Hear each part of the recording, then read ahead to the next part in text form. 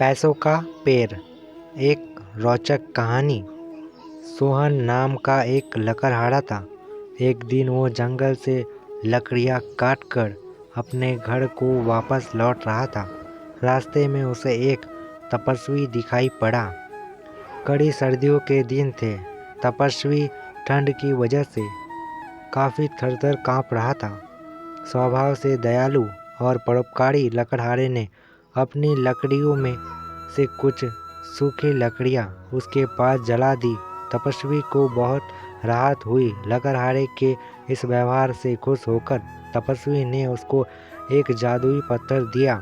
उस जादुई पत्थर का रहस्य समझाते हुए तपस्वी ने लकड़हारे से कहा कि जब भी उसे पैसे की ज़रूरत होगी वह किसी भी पेड़ से इस पत्थर को लगा देगा और एक मंत्र जो वह उसे देने वाला है वह पढ़ेगा तो वह पेड़ पैसों का पेड़ बन जाएगा।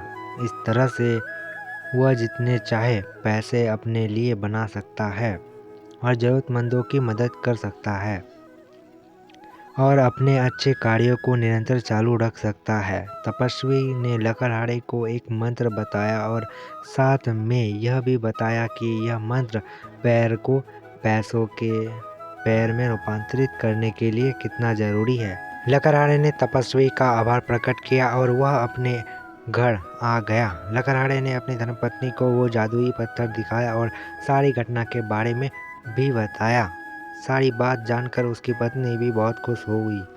अब लकड़हारे और उसकी पत्नी को जब भी पैसों की ज़रूरत होती वे दोनों किसी पेड़ को पैसों का पेड़ बना लेते थे और जितने हो सके उतने परोपकार के काम किया करते थे।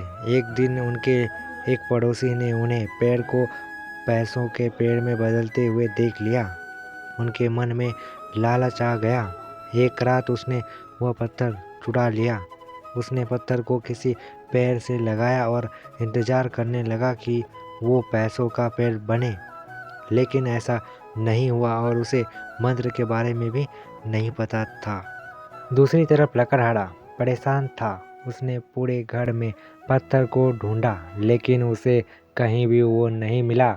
वह परेशान होकर तपस्वी के पास पहुंचा। तपस्वी ने अपनी शक्ति से चोर का पता लगा लिया। पत्थर उस लालची पड़ोसी के पास था। लालची पड़ोसी ये सोच कर पागल हो गया कि पत्थर काम क्यों नहीं कर रहा। लकड़हारे ने उस पत्थर को वापस पाया और तपस्वी को लौटा दिया और अपनी मेहनत से जितना संभव था उतना दान धर्म का काम करते रहा। इसलिए कहते हैं कि चोरी करना बहुत बुरी बात है और अधूरा ज्ञान जानकारी काफ़ी हानिकारक होते हैं। धन्यवाद।